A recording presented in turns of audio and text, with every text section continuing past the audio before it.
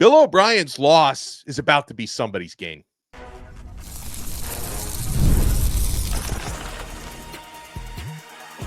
You are Locked On ACC, your daily podcast on the Atlantic Coast Conference. Part of the Locked On Podcast Network, your team every day.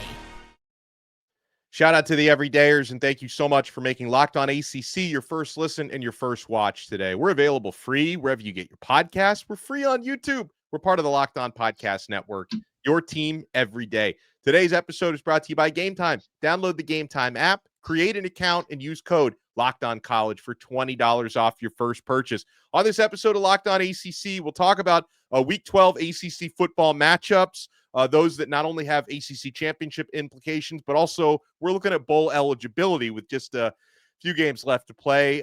Will the ACC be a one-bid league for the college football playoff? Even before we started, I got Kenton telling me he's ready to compare the SMU resume to the Texas resume, but Kenton Gibbs, he's Kenton Gibbs from Locked On Wolfpack. I am Alex Dono from Locked On Canes.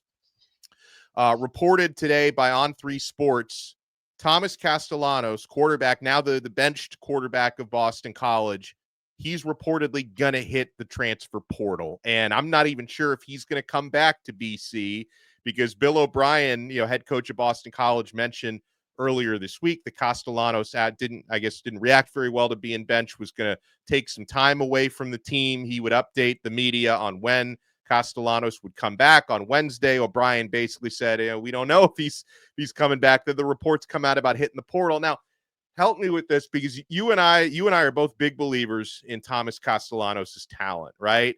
I would love to know if there's more to this story, because Castellanos to me does not look very good right now. Whether or not you agree with him being benched, anytime you hear reports, that's why I'd love to know if there's more to the story, because anytime you're talking about a player who essentially gets benched and just decides to take his ball, go home when his team has 3 games left to play this season and a lot of things still to play for, you basically quit the team after you got benched. Now, does this become a situation, Kenton, where other teams that are looking at Castellanos, does this become a buyer beware scenario? Does it? Would it? I mean, you're talking about buyer beware for one of the most dynamic quarterbacks that is going to be returning next year, because I think it's a foregone conclusion. He's not going to the draft, and he's not going back to BC. So this is one of the most dynamic quarterbacks to hit the market. And you're telling me it's going to be a buyer beware?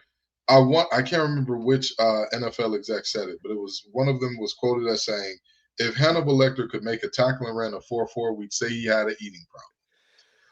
So with that in mind, I mean, you're looking at a situation where Thomas Castellanos and a guy in Bill O'Brien, who has run away top talent in the past, this is not a new thing for him, is now in this situation. So, I mean, and again, objectively speaking, this young man has not been used how he's been used in the past. And even beyond that, we have not seen the type of scheming that worked for them earlier in the season. Even if you say teams got wise to it and everybody was running, because he still has half the rushing attempts that he had last year. Yes, but they're not in the same way.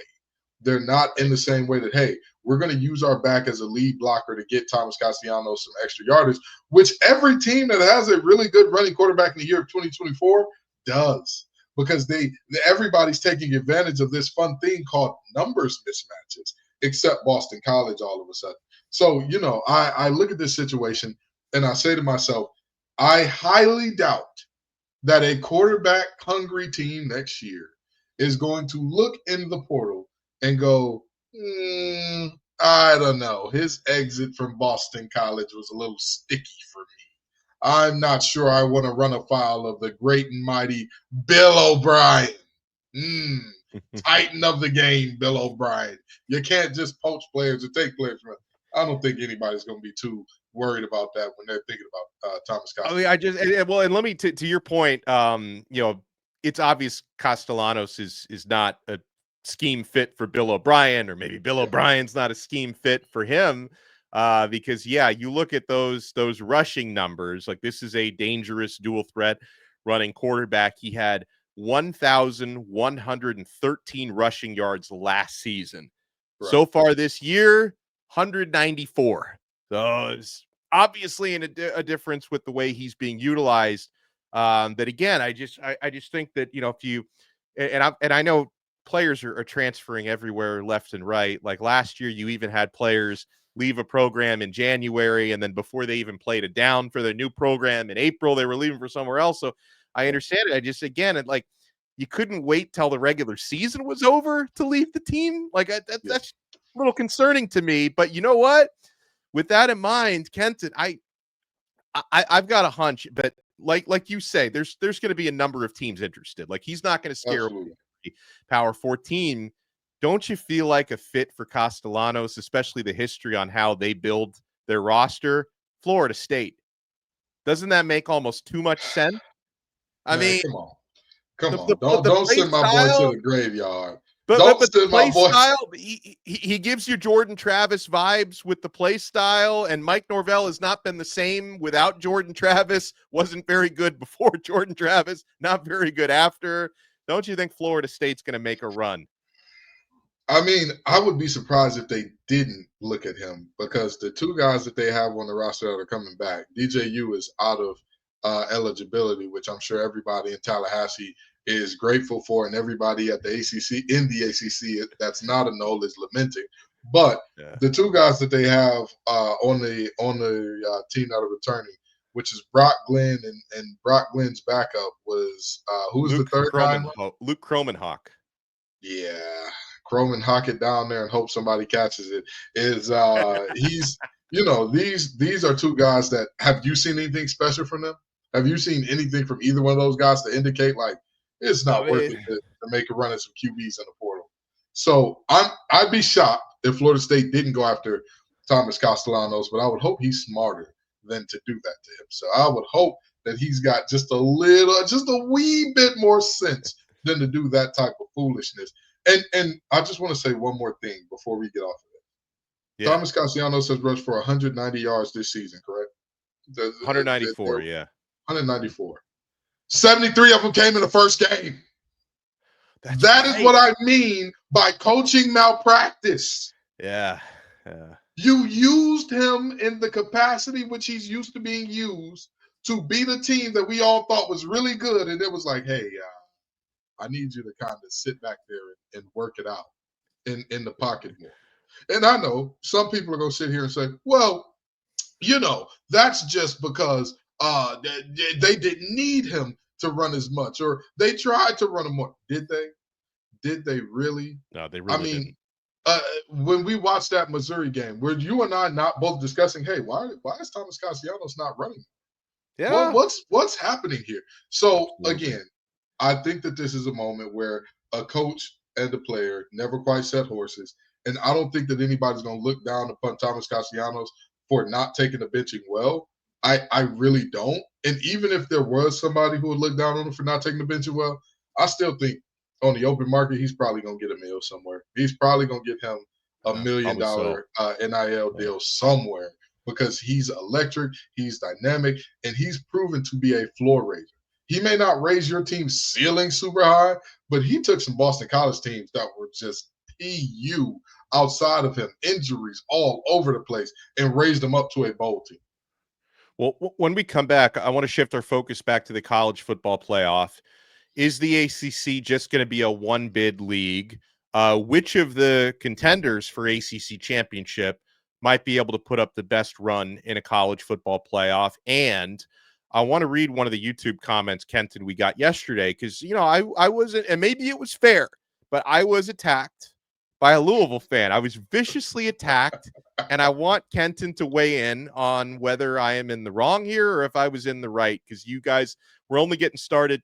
You want to keep it locked right here on this brand new episode of Locked On ACC.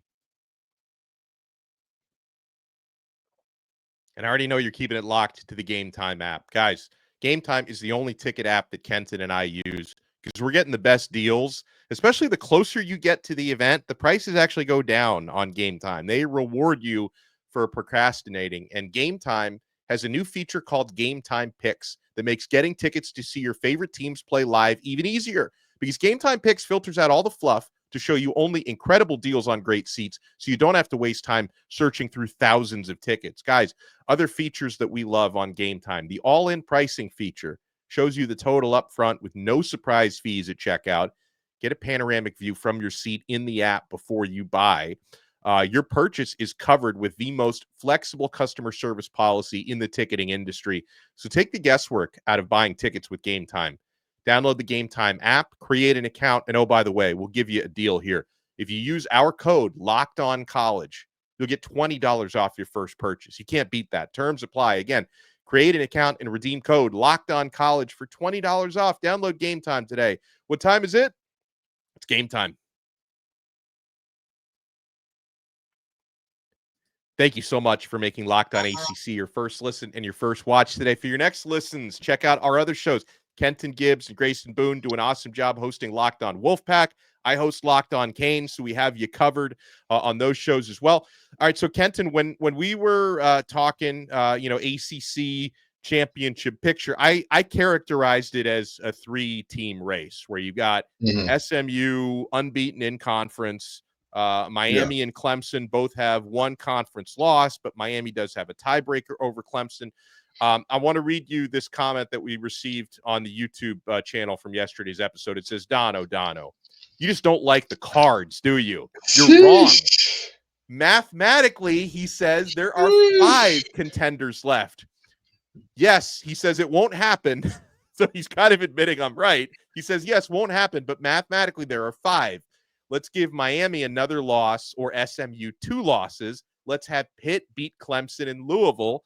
Pitt ties and win percentage of conference opponents puts them in the championship game. Or let's have Pitt lose to only Louisville with the same scenario. Louisville, their win percentage out of conference opponents puts them in. Miami, SMU, and Clemson have a poor conference opponent showing, playing FSU and for some Stanford. Why do you hate on the Cards so much? He says to me. Remember, you said if BC beat them, they would be the most underachieving team in the conference, not FSU, not NC State, not Stanford, not Virginia Tech. I mean, I think that may have been Florida State is obviously the one. He says, come on, man. You're doing an all ACC pod here. Not sure what Louisville did to you, but come on, man. You know, Kenton, maybe I'm still bitter that one of my favorite high school football players ever, Teddy Bridgewater, back in the day. I'm showing my age. Yeah. I was really upset when Teddy Bridgewater decided to, and I was, when he decided to go to Louisville over Miami. So maybe I still hold that grudge to this day. Oh, Teddy Two Gloves chose the Cards over. I'm a big fan. And then he finally, I'm also a Miami Dolphins fan. He gets to the Dolphins a couple years ago, but he's completely washed. Yeah. So here's the thing, Dono. Here's the thing that I think we need to acknowledge, right?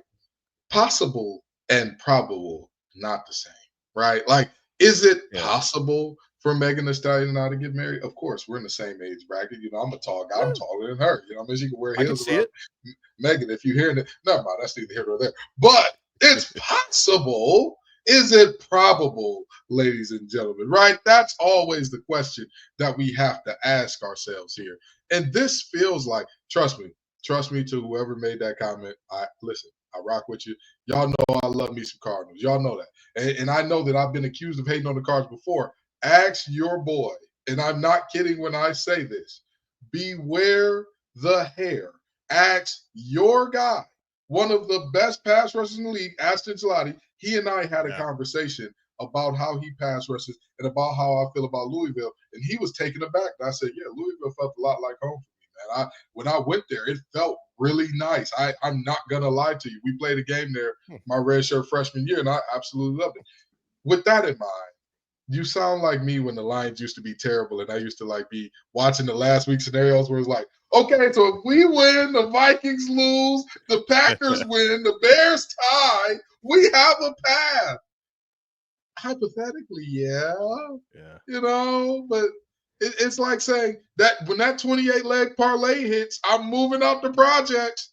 You know, I hit, let me brag for a second, but I hit a 14-team college basketball parlay yesterday. Now, the odds were, it was like 3-1 odds because I had a lot of big favorites in there, but I've never hit a parlay that big. This wasn't one of those lottery ticket parlays, but I did hit a 14-team parlay. Well, congratulations. I'm sure you took Mrs. Dono out to have a steak the size of her back, or a Salisbury steak. I don't know. You said it was a pretty low odds, but it was pretty low odds. Yeah, I'm sure that Hungry Man TV dinner made everybody happy. You know what I mean? I'm sure. Whole pound of food. There you go. There you go. I'm sure everybody was happy from that. So, again, hypothetically, Louisville can do it. But in reality, not so sure. Not so sure about that one, my friend. All right. So, whoever. All right. Well, first of all, Kenton, are you? I wonder. So the new college football playoff rankings came out last night, and I was actually kind of surprised they didn't drop Miami further. And I say that because the AP and the coaches poll both dropped Miami from 4th to 12th. College football playoff poll, who had Miami 4th last week, only dropped them to 9th.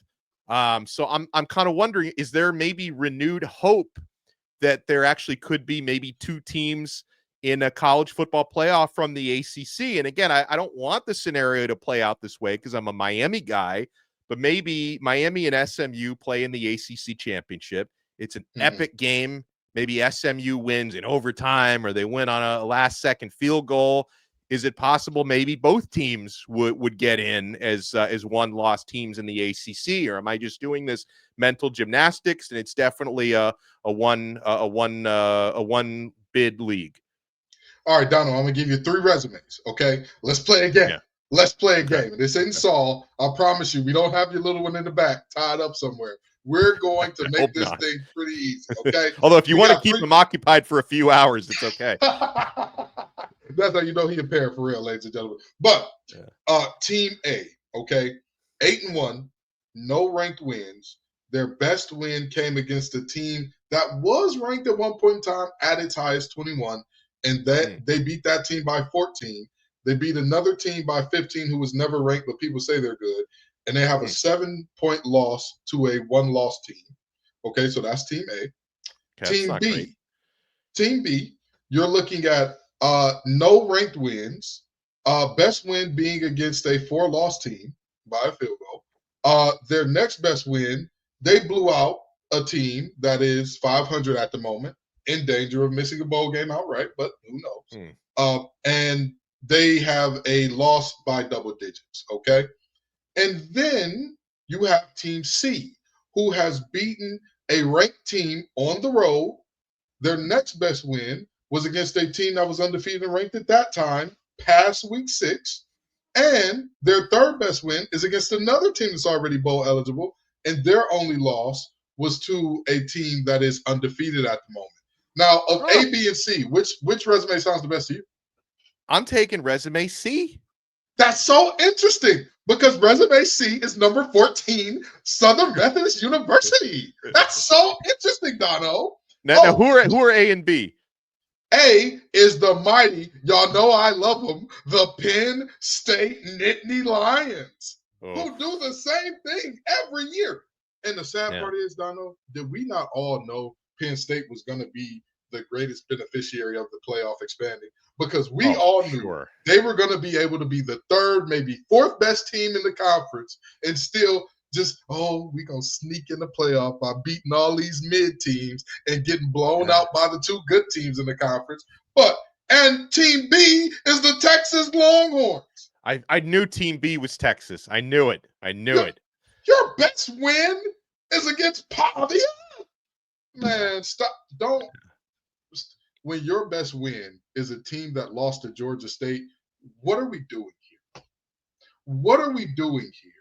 Like, if Texas's brand was not what it was, even if they still were in the same conference, I highly doubt that anybody would be giving them this type of love. I highly doubt it. This is so when we talk about the ACC being a one-bid conference, let's not act like this is a zero-sum game where there's not an objective pie that's being split certain ways and certain people are getting bigger and smaller slices based purely on what we think. Not what we've seen, what we think.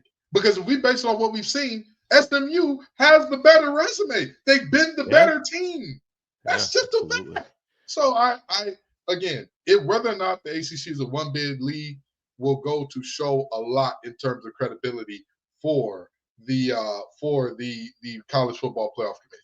You cannot tell me there's a world where the SEC has 4+ teams where people are talking about, I struggle to leave a 3-loss SEC team out. Why? A team that lost a quarter of their football games? You're struggling to wonder? Yeah, you're referring to the newest clip of Heather Dinich on ESPN. Like, is she a lobbyist for the SEC? Like, every week she does this. And here's the crazy part. Do you want to know what university she's an alum of? Indiana. Your boys will get screwed out of this. Wow. If you lose to Ohio State and they get in 4+, guess who's on the outside of that bubble looking in? Indiana. Yeah. Coach Sieg and the boys. They're on the outside. So I think that this is flatly embarrassing. I very seriously think that it's embarrassing. And we can talk about the ACC as a one-bid league, but when we talk about it that way, I'd like to also mention, so Miami is bad because they play close games in conference to nobodies. Okay, sure. Right. But SMU isn't good because they're beating up on those same nobodies. They're whooping the wheels off folks. Yeah. SMU is not having a ton of close games. I thought that Pitt had except for Duke, they should have done better against Duke. I think that's taken some of the respect away. Okay. I'm sorry. So a team that's already bowl eligible is the one taking the respect away. Okay. Right. We could say what we want about Duke. We could talk about their fans. We could talk about the fact that nobody cares about that football. Whatever. At the end of the day, the fans ain't getting on the field with them boys. At the end of the day, they have shown up and shown out time and time again to the point where they've earned the right to be seen as a good or at least above average team. Hell. So I think it's very, very disappointing and disheartening to see the way that the ACC is being framed as a one-bid league. But I want to make one thing clear. If we are going to frame it as a one-bid league, let's also frame who's getting all the bids. Let's not just look at who doesn't have it. Let's look at who's taking. Well, you know what makes me really, really afraid that the ACC is definitely going to be a one-bid league. Like when I hear one of the, and I think I love his work. I'm not criticizing him when I say this, but Mark Packer, who's on ACC Network, who obviously he's still a bit of an ACC cheerleader. He works for the network. When I see him on ACC PM, basically resigning to the idea that the ACC is probably a one-bid league. If Packer's throwing in the towel, that's not a good sign. ACC Network is under who, Donald? ESPN. So they get the same memo, you think? Interesting. But here's the thing, though. Here's the thing that I also want to acknowledge. We can acknowledge, what I think Packer was doing is acknowledging an objective reality of, hey, this is what the most likely outcome is. Not, hey, this is the correct outcome. I have not watched it, so I'm not going to speculate as to what he said or what he didn't. But I think even what Jackson was doing Jackson was doing on the squad, which will be out soon. It's a situation where we discuss it in terms of what should be versus what is, right? And if we're talking about what is, then sure, in reality, the ACC could be a one-bid league, but why should they be is a better question. Why should they be? What are we looking at to say, this team, they don't belong, they don't deserve it?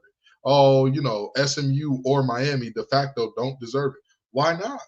What have either one of those teams shown you that's so undeserving? And before you say Miami's defense cannot stop a runny nose, I'm sorry to tell you, what has Georgia's offense shown? Yeah. What has Georgia's offense shown you to say that's an offense that can compete at a playoff level? What have they shown you? Oh, I'm sorry, I almost win against them. They came back a lot, Dono. They got really close. They put up a lot of points in that second half. Again, I don't understand why there are always these narratives surrounding the ACC, but the SEC is just the media's darling. Everybody loves them. And remember, Dono, was I not the first person to warn you that the Big Ten should also look out while they're cutting all these deals with the SEC? Because the SEC is going to look up and realize we don't need you jokers either. Yeah. And now Sig and company are looking up like, well, damn, we got to beat Ohio State or else. Because Ohio State can lose that game to Indiana and still get in. Indiana cannot lose to Ohio State and still get in. That's just not going to happen. So, I digress. Well, I want to take a look at the ACC schedule for this weekend when we come back, because we do have meaningful games, not only for the ACC championship picture, but teams are fighting for bowl eligibility this time of year. You want to keep it locked. We're not done yet on this brand new episode of Locked On ACC. And guys, when I'm hitting 14-team parlays, I'm doing it at FanDuel.com, America's #1 sports book, and not just college basketball, not just college football, every sport you love. And get ready to tackle NFL action with FanDuel, America's #1 sports book, because right now, new customers can bet $5 and get $150 in bonus bets if you win. The FanDuel Sportsbook app gives you everything you need to place live bets on the NFL all in one place. So when you get a hunch in the middle of the game, you can check out the latest stats, view live play-by-play, and so much more right on the same page where you place your bets. Just visit FanDuel.com to join today. You'll get started with $150 in bonus bets if you win that first $5 bet. That's FanDuel.com. Never waste a hunch. Make every moment more with FanDuel, an official sportsbook partner of the NFL. Thank you so much for making this episode of Locked On ACC your first listen and your first watch today. All right, Kenton. So I look at games with potential ACC championship implications. I have learned today not to count out Louisville. They're still mathematically in the mix. Right. They're going to need like 10 other teams to lose, but they're still They just need the season mathematically of in the the mix. They need a little bit of witching hour to go on. Yeah, they're 20.5-point favorites at Stanford this week. SMU, obviously, they are in the most command in their driver's seat right now, because SMU would probably have to lose 2 games to fall out of it. They're hosting Boston College this week, not with Thomas Castellanos, of course. And you've got 20th ranked Clemson at Pitt. Miami is idle this week. They're on a bye week. So out of those games with ACC championship implications, do you see any possible upsets there? I feel like if Castellanos was playing, maybe I'd give BC a shot. I'm not sure I do without him. I don't see any upsets here, only because of the style of football Pitt plays. They are a team that's known to like have these slow starts and like, oh, we'll wake up eventually. And I feel like if they kept Clemson in striking distance, they'd be okay. I'm not sure they can do that, because we all know when Clemson gets up, they get up, they get rolling, they get confident. It's downhill, no frills. It's gonna get ugly in a hurry. So with that in mind, I don't see any upsets happening this weekend.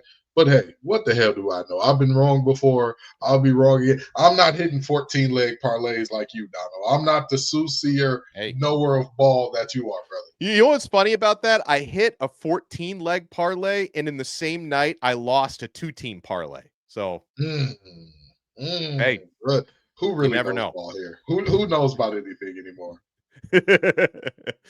So games with bowl eligibility on the line. Boston College is one of those, but neither of us see them beating SMU. On the road, North Carolina, they're 11.5-point favorites against Wake Forest. UNC is looking for their 6th win in bowl eligibility. Wake Forest needs to win 2 out of their final 3 in order to be bowl eligible. And Cal, they're 8-point favorites at home against Syracuse. Syracuse is already bowl eligible. Cal is 5-4. So if Cal, Kenton, pulls it off, they're going to be already a lock to go bowling. So you think we're going to have some teams clinching that bowl eligibility this weekend? You know, I wouldn't be shocked to see it. I will say that much. I would not be shocked to see definitely Cal as a team that they're right there. They're right there on the cusp. And as much as I hate to say it, as much as I would love, as much as I would enjoy it so much. Nothing would make my heart happier than to have old William Mac Brown's last game be him getting his head beat in by NC State. That would make me so happy. But I think that North Carolina gets it done. They get to a bowl game. They learn them some Fenway Bowl or some Quick Lane Bowl. I think they learn them some of that, and that ends up being Mac Brown's last ever game as a college football head coach. Again, I would love nothing more. Nothing would make my heart smile, Dono. I would get on this show smiling from ear to ear for the rest of the year if that was the case. But, I may not get my wish. You know what I mean? That's the one wish I'm not going to get. Again, I'm still holding out hope for that date with Meg Thee Stallion. It is there. It's gonna happen, Dono. I believe it. I'm rooting for you. You know I am. I always root for true love, so I hope we can make that happen. Hey, I appreciate you, Dono. Don't worry. You'll be one of my groomsmen for sure. Thank you. Well, I appreciate everyone taking the time to listen and watch Locked On ACC. If you're watching us on YouTube, smash that like button, subscribe. If you listen to the audio version, make sure to subscribe on Apple Podcasts, Spotify, wherever you get your pods. And we're getting the squad together tomorrow, so make sure you tune in for that. We'll talk to you next time on another episode of Locked On ACC. We're part of the awesome Locked On Podcast Network, your team every day.